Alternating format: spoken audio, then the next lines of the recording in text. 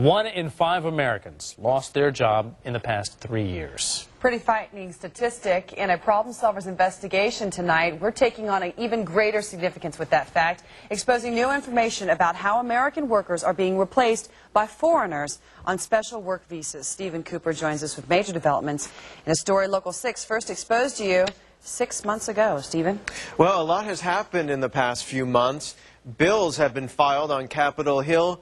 Hearings have been held, and one high-tech worker is so outraged, he came to Local 6 with a major announcement. Mike Emmons is the man who tipped us off. So few of us really knew what was going on. That companies here in the States, especially in the information technology business, were bringing in thousands of foreign workers supposedly to fill vacant jobs. But Mike, and many, many like him, will tell you those jobs were not vacant. They were occupied by Americans who wound up having to train the foreigners to replace them. People are beginning to wake up that they don't have to take this anymore. Mike told us about the H-1B and L-1 visa programs that enable businesses to hire or transfer foreign workers to the U.S. It burns me up more and more that they would do this to their own citizens. It's like stabbing your brother in the back. They, Mike refers to, is Congress. His passion and outrage has not won him many friends on Capitol Hill, but that's exactly where he says the blame rests. After all, back in the mid-90s, Congress voted to increase the number of foreign workers allowed in on these visa programs. Congress says there was credible evidence that the IT industry had a drastic shortage of workers, that the foreigners were needed to fill the gap.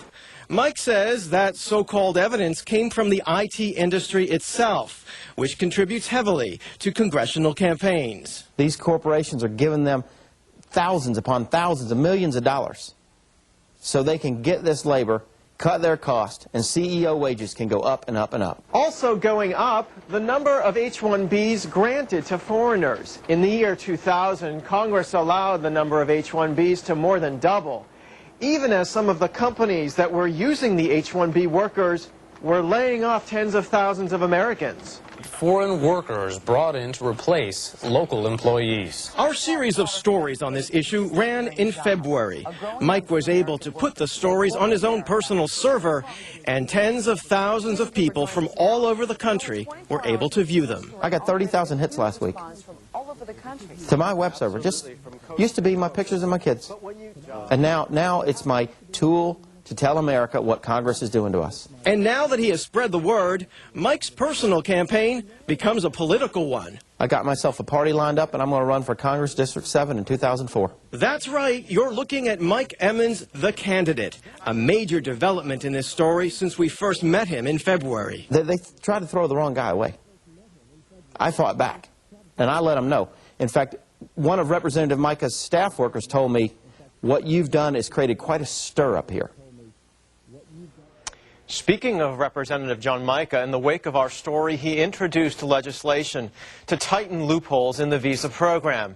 Some critics say it doesn't go far enough. Meanwhile, at least 3 other members of Congress have filed other bills to address this issue. And speaking of Congress, we're following the story of a former Siemens worker who took her story to Capitol Hill with the hopes of saving American jobs. We'll bring you that tomorrow at 6. We'll also tell you the significance of this CD. Bob? All right.